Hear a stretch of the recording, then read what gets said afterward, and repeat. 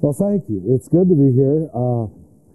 And thank you for giving me a chance to talk about certainly what is one of my favorite subjects. You know, they say that when the people in general talk about Christianity, the two groups that carry the least negative baggage in all of Christianity are Quakers and Franciscans. Almost every other group carries so much weight of whatever. So we'd be foolish, really, not to recognize that. Then the other thing I say, I guess I should say it here in the capital city, years ago, one of the first times I spoke in D.C., I met actually a librarian from the Library of Congress. And he told me, you've heard me say this before, perhaps, the longest single bibliography in the Library of Congress here is Francis of Assisi. Longer than Jesus, longer than anybody. He said we enter every day approximately another biography, monograph, study on this amazing man, that he fascinates every culture, every denomination. He isn't just owned by the Catholics, you know, because he really is larger than life. So we'd be foolish not to recognize that and build on that, I think. And in many ways, it feels like our time has come, if that isn't an overused phrase. But, you know, the issues that are now contemporary, earth care, nature, the natural world, the animal world, the non-human world, is really, for the first time broadly, being honored in human civilization. Up to now, animals and nature and elements were just for our use, as if we were the only ones in the great chain of being, which itself was a Franciscan metaphor, this great chain of being, that we're all what we now call, the circle of life, or an ecological circle. Then the dialogue with Islam, which was dear to Francis himself, now urgently needed in the world in the next 100 years. We've always had men in Rome who that's their whole work, is just to keep us in dialogue with the Muslim peoples. And, of course, peacemaking itself, which he, of course, inaugurated with the Islamic world at that time. But maybe the overarching thing is his, and in many ways, it's the most radical critique of the system of everything, is his insistence on what we would now call a non-consumer lifestyle. I'll use that instead of poverty, which is, who of us can be poor? I'm not a poor man. If you're an American, you're not a poor person. So Franciscanism is foolish if it keeps presenting itself as what I've called for years, I hope not unkindly, birdbath Franciscanism. All right?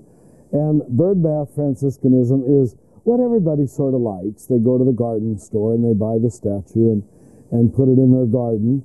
And he's sort of pretty. He's sort of harmless. He likes bunnies and so and birds, and so he must be nice, you know.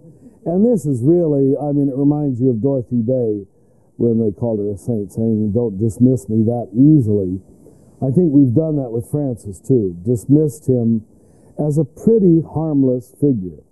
When you really study his life and what he did, he's just undercutting the whole, undercutting what I call the honor-shame system, which almost all cultures are built on, right? Creating class systems of superiority and inferiority, which is the dualistic thinking that's the basis of racism and classism and homophobia and sexism and almost everything we've thought about in history. He just undercuts it by not going there. You know, we have the expression in English, damning by faint praise. And in a certain sense, it applies to both Jesus and Francis.